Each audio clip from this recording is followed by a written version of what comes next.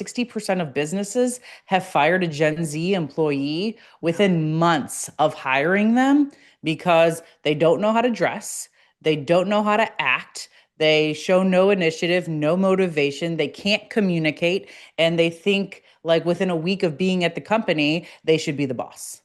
Yeah. So, and this is all like gentle because of, I think, gentle parenting. That's how they've been parenting. And now they're going into the workplace expecting the same kind of treatment where we're going to focus on the emotions. And it just doesn't work in the workplace. Yeah. Three things you will learn from this episode today. Number one, what is wrong with the gentle parenting movement? There's a lot. Number two, how leaders can support mental health without sounding like a bad corporate memo. And number three, why labeling everything trauma is making things worse. Welcome to this episode of the Heartbeat for Hire podcast. I feature Olympians, CEOs, disruptors, authors, professional athletes, and the best of the best, where they share their stories of resilience with my lens on leadership and culture. Let's get started. What do you get when you mix a PhD in psychology, a Southside Chicago upbringing, and a mission to throat punch the mental health crisis? You get Dr. Andrea Mata, aka Dr. Dre, a powerhouse psychologist, founder of Brightspot Families, and one of the realest voices in the mental health space today. Dr. Dre, welcome to the show. Hello, hello. Thank you for having me. I'm so excited to be here, Linz. I have been waiting for this for such a long time. I'm so looking forward to this conversation. I think this is going to help so many people. But you know how I start the show. I want to hear your story, and so does our audience. So would you delight us, please? Yes, absolutely. So you already mentioned I grew up on the south side of Chicago. I was the baby girl to three older brothers, to a Mexican immigrant family. So my dad immigrated here from Mexico when he was, or I guess Chicago, when he was 22. He met my mom. They fell in love. They had three boys, and then they were blessed with me. So we're sarcastic, we're big, we're loud, we poke fun at each other, we love each other. And then all of our worlds got rocked when I was 11 years old because the youngest brother, Cisco, when he was 18 years old, he was murdered by someone who he considered a friend. And it just rocked us to our absolute core. And we couldn't fathom it. We didn't understand it. Even today, people are like, why? And we're like, I don't know. I can't tell you. Like, we don't have that answer. That's the one answer we would love to have, but like, we're never going to get it for multiple reasons. And I remember like 2 years later when I was 13 years old and we were in court proceedings. And it was sentencing. And I, at 13 years old, I stepped into the witness stand and I stared down the person who murdered my best friend. And he looked away and I was like, you bastard. But, Mm. anyways, and then I read my impact statement like, how did his choices impact my life? And then my mom read hers. My dad didn't read his because, or didn't write one because of his thick accent. And Mm. my two older brothers didn't read theirs either because we didn't trust them to be in the same room as the person who murdered their younger brother. Mm-mm. And so the DA read theirs. We recessed. We came back. I was sitting between my parents. The judge looked at us and took a huge, deep breath and then was like, I'm not sentencing this man to death, not because of moral or professional objections against the death penalty, but because he lived a rough childhood. You heard that right. Rough childhood. And it rocked me. I was flabbergasted. And I was at that moment at the age of 13, I was like, never again. And so I became a clinical child psychologist who specializes in the treatment of antisocial and aggressive behavior. Also, that an 11-year-old girl doesn't lose her best friend because someone had a rough childhood. Yeah, that's that's awful. I'm really sorry for the loss of your brother and best friend. Um, but I'm grateful that it drove you into this space because Lord knows we need some help. We do. So, that being said, you and I talk about this a lot because we're pals. Mhm. But we have some real strong feelings about this gentle parenting movement. Could you please describe what gentle parenting is for anyone that does not know? Yeah, so it's this movement that had started probably like 10 to 20 years ago.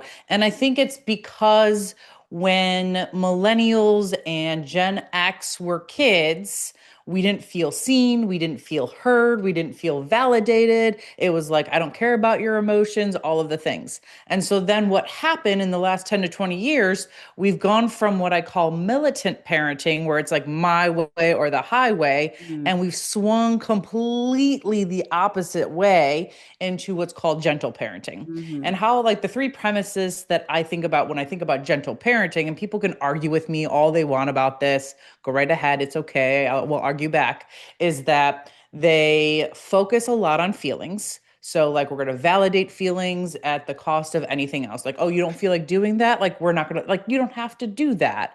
And Ugh, that causes a lot of problems later on because then you have 20-year-olds who are only doing things when they want to do things. that's right. And I don't know about you, but like that doesn't work because there's stuff that you have to do as an adult that you don't want to do, like laundry. I never Well, want to do laundry. and part of growing up is living with discomfort and knowing you're going to survive. Right. And there is this like, I mean, I have 17-year-old twins, and so I certainly see it from their friends and from people that we know, and the whole like, oh, honey, you don't want to do that. It's okay. I'm like, what do you mean? There's no out. You go do it. It's Right. hard. It makes you Yeah. better. Yeah. Like I'll probably share this story eventually on LinkedIn, but just last week we were at the lake and we were like cleaning up and my kids, I was outside with my husband cleaning up the stuff and my kids were inside like putting away all the stuff. And all of a sudden I heard my son just scream and I was like, ah, and like I ran inside and he had dropped the bench. Like we have like a bench for our dining room table. He was putting it up on the table and he dropped it on his big toe. Ow. And so like I grabbed him, I like assessed it, and I was like, okay, it's not broken, like he's okay. He's just gonna lose his big toenail, but he Yeah. like doesn't know that yet, but I'm not gonna tell him. Like he doesn't need, he's 8. He doesn't need to know that. And then we let him like on Monday and Tuesday, he had like football conditioning, and we're like, okay, you don't have to go because you can barely walk. Yeah. And then like Wednesday, he was walking normally, and we're like, hey, like you gotta go to football. And he's like, I really don't want to go to football. And we're like, you're going to football. And he's like, but my toe. And we're like, you've already adapted for the last 2 days. Like, we want you to go. We want you to Keep it show up. up. We You'll be want you okay. to like learn your team or get to know your teammates. We want you to learn the positions. And he went and he said it was great. Yeah. But like he wouldn't have gone if we were just like, oh, don't worry. Like you don't want to Mhm. go. Like, okay, you don't have to go. No, go. So what are you seeing? Because I know you see a lot of parents and you see a lot of kids. Talk a little bit about what's happened as a result of gentle parenting. Like what kinds of things are you seeing on a regular basis? So a lot of the time, like the one of the best examples I give is I've been working with him now for 3 years and super intelligent guy, but he literally almost didn't pass English class in high school, even though he can write really, really well, because he would only write when he felt like writing. Hmm. And like he felt like it had to be perfect. And I'm like, it doesn't have to be perfect. Like you can just turn it in. So we're starting to see where like so that's like kind of like at the high school level. And then in the workplace, we're starting to see where 60% of businesses have fired a Gen Z employee Yeah. within months of hiring them because they don't know how to dress, they don't know how to act. They show no initiative, no motivation. They can't communicate, and they think like within a week of being at the company, they should be the boss. Yeah. So, and this is all like gentle because of, I think, gentle parenting. That's how they've been parenting. And now they're going into the workplace expecting the same kind of treatment where we're going to focus on the emotions. And it just doesn't work in the workplace. Yeah.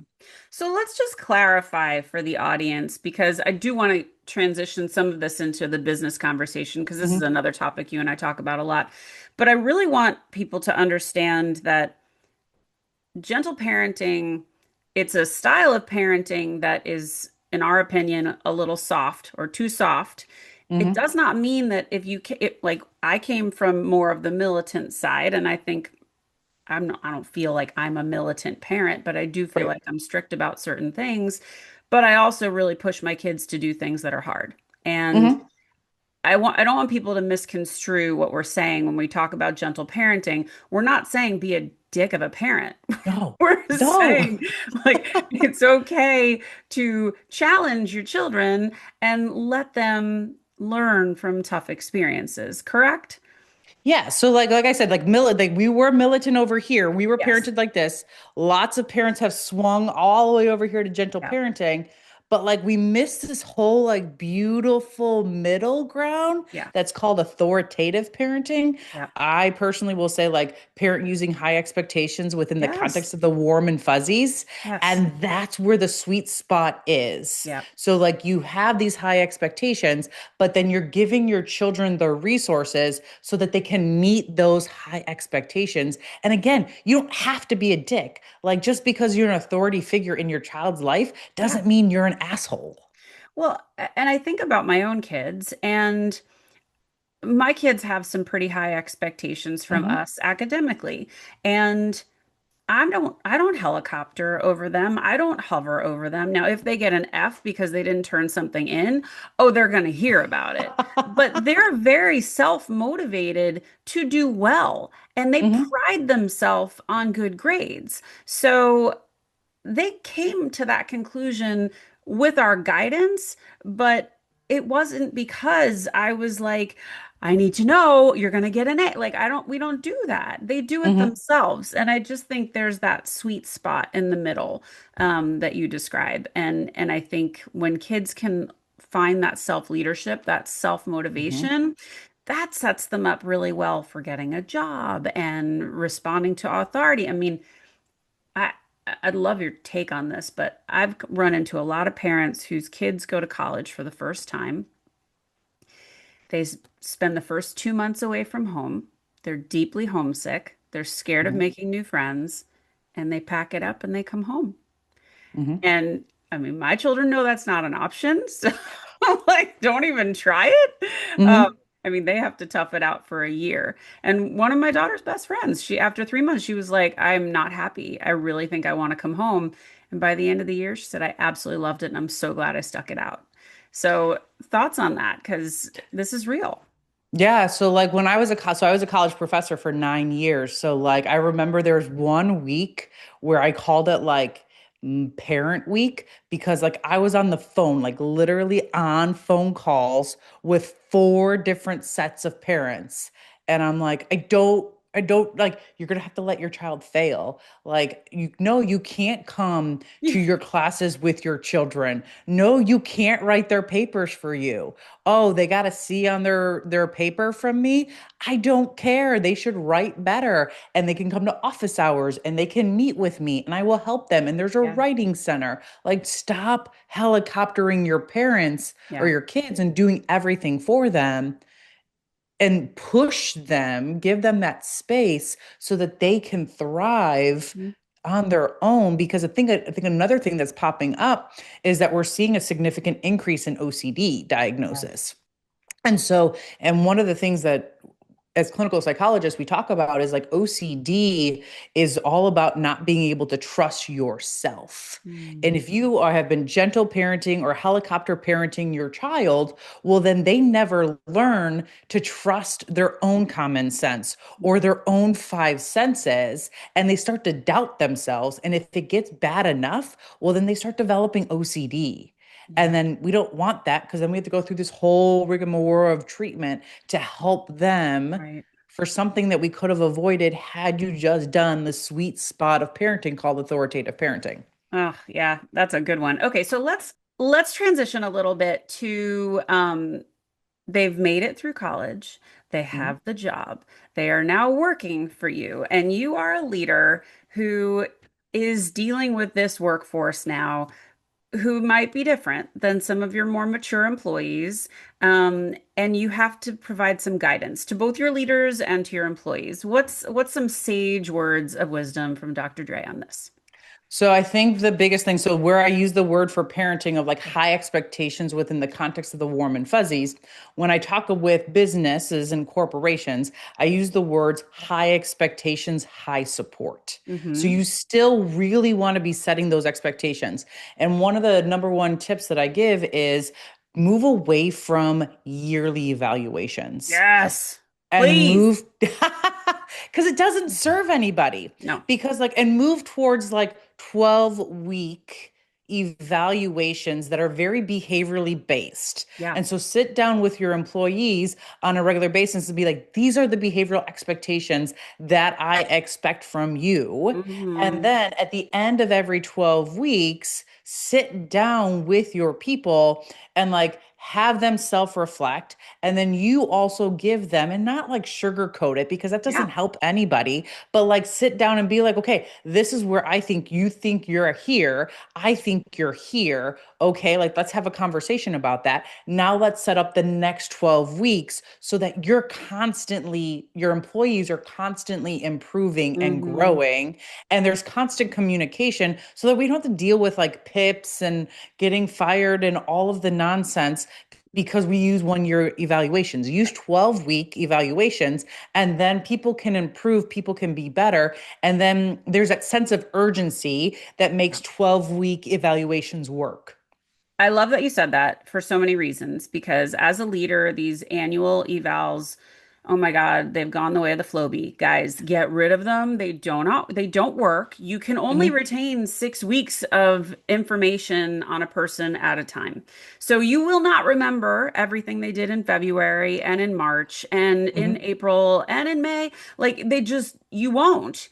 Right. And so you're not serving yourself and you're not serving them. And what you need to be doing as a leader is having those regular check-ins. And, how am I doing? How can I be the best leader for Hmm. you? Those questions are really important. And especially for this younger generation that needs that high support, they might have some really simple questions that you've never been asked before. Like, I don't know how to behave at the upcoming SKO. Is it okay to Hmm. wear shorts? And the Yes. answer is no. No, Um, the answer is not definitely no. But you're the going to have answer those is no. conversations because, like, oh my goodness, the wardrobe is the number. Like, what am Yep, I supposed to wear? Because they think leggings are pants. And to me, leggings are not pants. they're And I not. know, like, some women are going to be like, leggings are totally pants. And I'm like, they're not They're not pants. pants.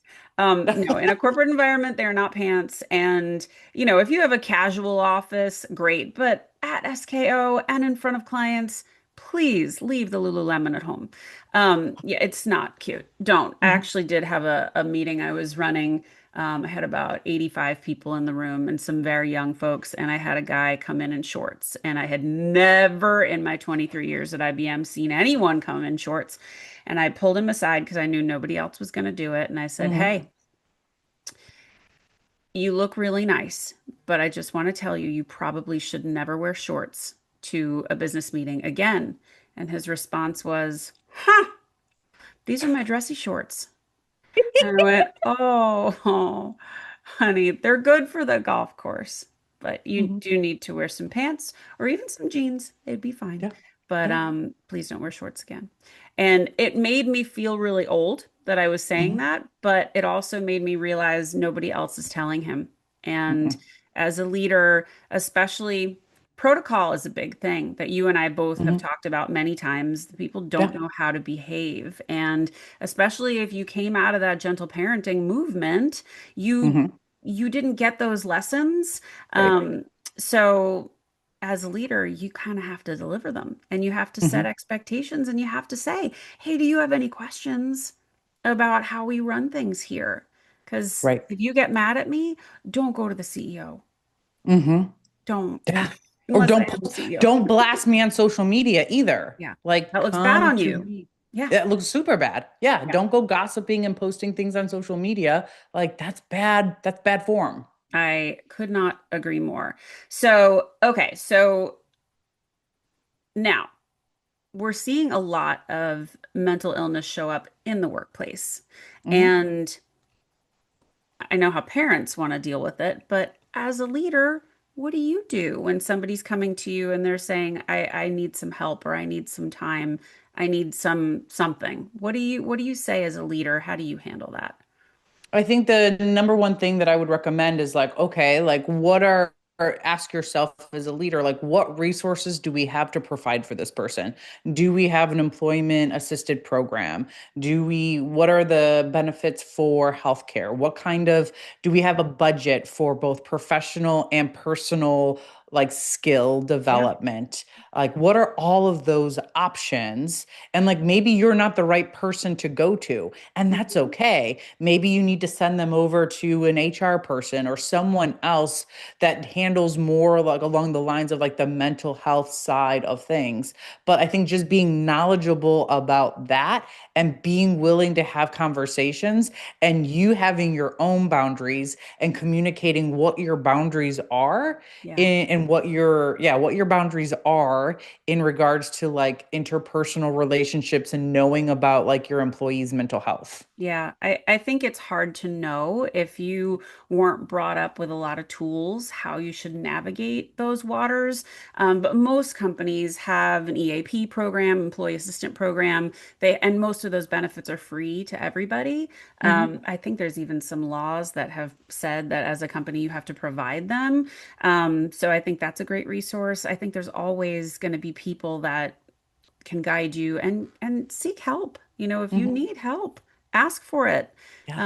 I think it's becoming more common to talk about, and we're really trying to reduce that stigma. And that was part of the reason why I was really delighted to have you on to help talk through that.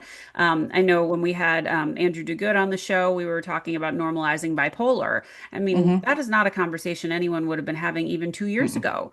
No. So it's refreshing that we're trying to destigmatize. We're trying to really help parents and leaders um, normalize how to handle it. Hmm. So thank you for helping with that. So let's talk about the T word, trauma. Mm. Um, what is going on with that word and why is it becoming problematic? So the biggest thing that's going on with the word trauma is that, and I think, oh, who are they? In the book, Coddling the American Mind, they Mm, talk a lot about this and they talk about concept creep. And so, like, trauma has a very specific definition, especially for clinical psychologists.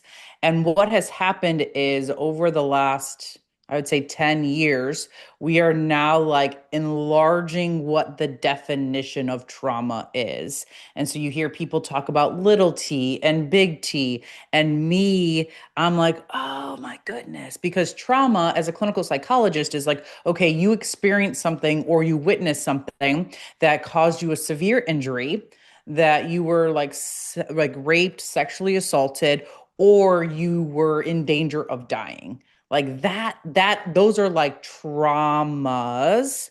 And then you have what's called like stressful life events. So like divorce, losing your job, getting a car accident. Like there's all of these stressful life measures where you literally just go through and it's a whole list and you like mark off how yeah. many you've experienced in the last year. And then there's adverse childhood experiences. So experiences that you had in childhood that are associated with negative outcomes later on. And so we have these three concepts and they all are distinct and they all have different developmental outcomes associated with them, but what people are doing is that they're just mashing them all together and Mhm. calling it trauma.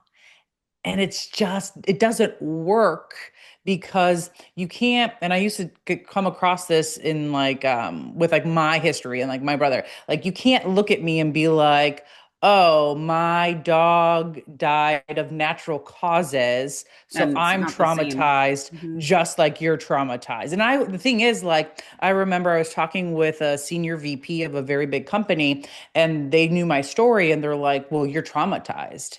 And I was like, hold up. I'm like, I am not traumatized. I never was traumatized. Like, did I experience like a stressful life event?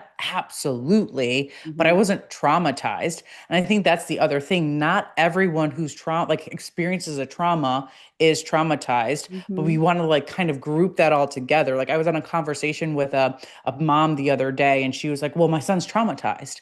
And I'm like, he's not traumatized. Like, I don't, she's like, well, I think he is. And I'm like, I don't know because I've never met your son. But she Mhm. was like wanting me to like have this view of him before I even met him that he was traumatized. And I was like, why is this like a badge of honor to be like, oh, we have trauma? And I'm like, Well, it's stop. it's like a cry for sympathy, right? Hmm. It's and Right. and people feel like, at least that my observation is, they feel like if you can be sympathetic to my situation, you will offer me grace. You will give me a little bit more of a head start. You'll give me a little more of some kind of benefit. Um, and I don't think that that's appropriate or Mm-mm, necessary.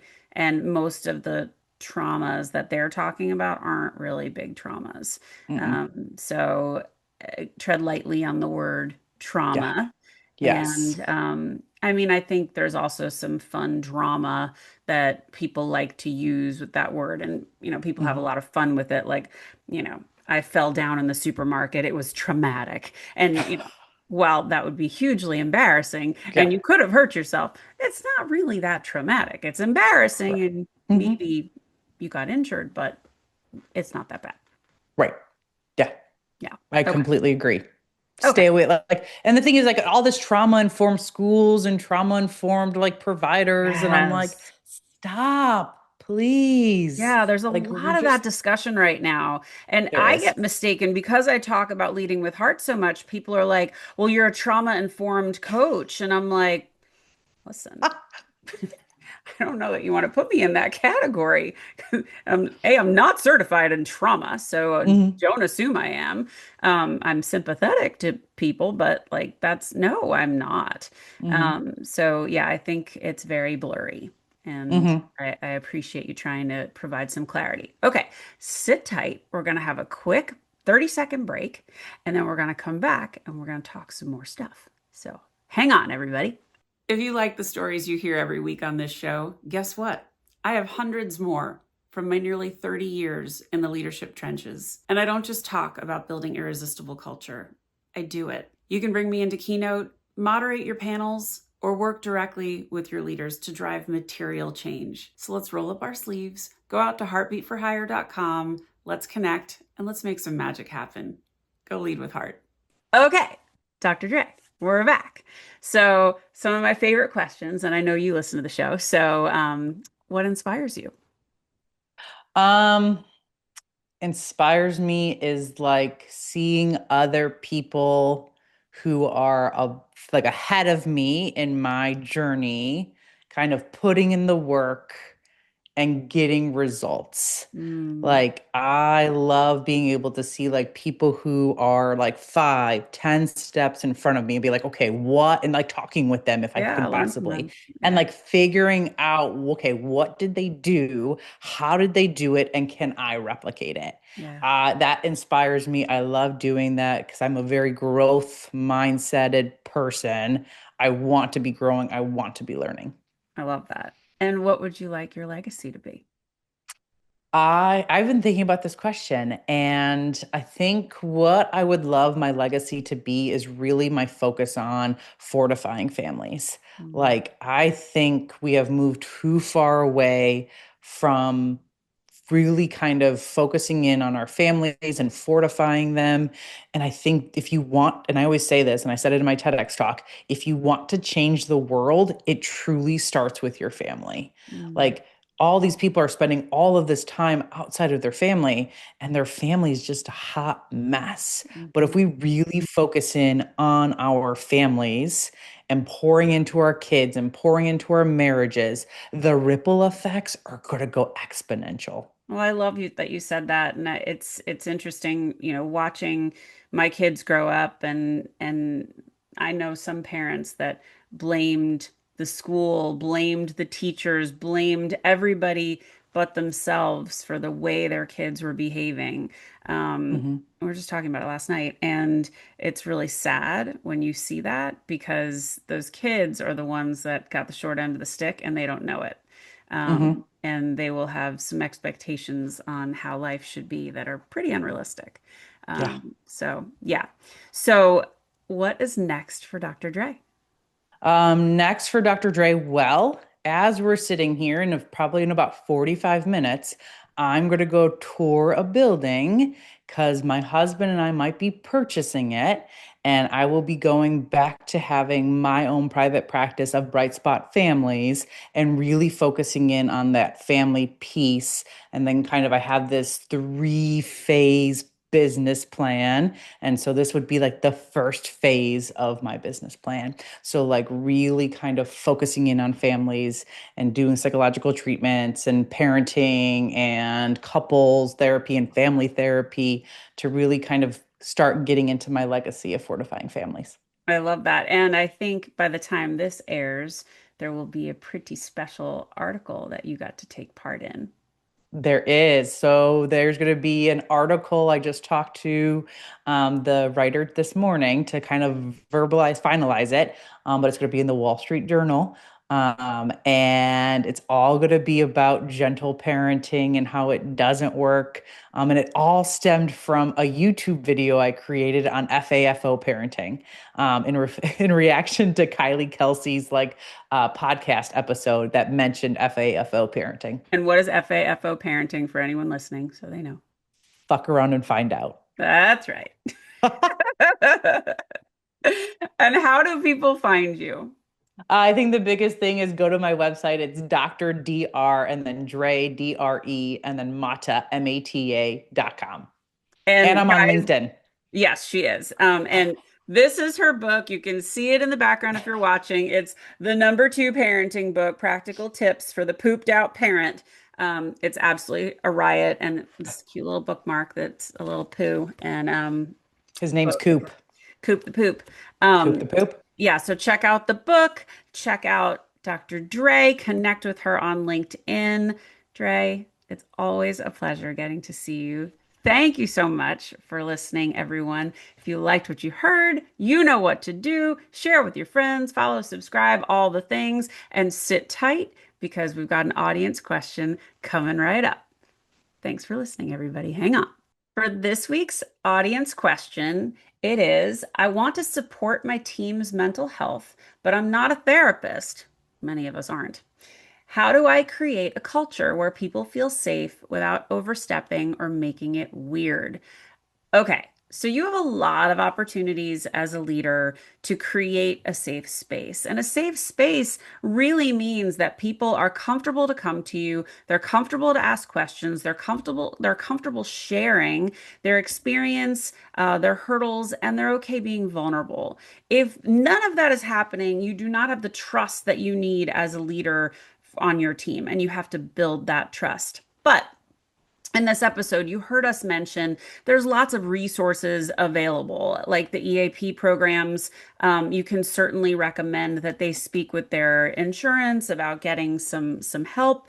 But really, I believe coming from creating that safe space for your team, that is where you are going to find the treasure trove of goodness, where you can really provide that high support that Dre talked about earlier in the episode. When you can pull out those nuggets, those great performance moments, that is the stuff that is going to lift them up, make them understand the expectations that you have of them, and be really clear on what is getting rewarded. So I recommend building that trust, having those conversations of how can I be the best leader for you? What are the questions you have about this role? Is there anything that I can help you get more comfortable with? When you do all of those things, people will step up. They will do the things that you want them to do, and you will create a space that is safe enough for them to feel okay coming to you when they really, really need it. And let's be clear, as a leader, it is your responsibility to take care of your people. If you aren't checking in with them, you're doing it wrong. If you're telling me you don't have time to connect with your team, you're doing it wrong. You must check in with your team, and it can't be once a year. It's got to be at least once a month, at least, ideally more than that. But that is going to help you understand the talent you have on your bench. It's going to help you be the best manager you can be, and it's going to help the performance on your team. I hope that helps. Thank you for listening. Go out, subscribe, share with your friends, leave a 5-star review at Apple or Spotify. Thank you so much for your support. Keep the questions coming, and have a great day. Go lead with heart, everybody. Take care. Thanks for listening to this episode of Heartbeat for Hire. I hope you enjoyed what you heard. If you did, please subscribe to my YouTube channel or consider leaving a 5-star review and a great rating at Spotify or Apple. Thank you so much for your support. Have a great day.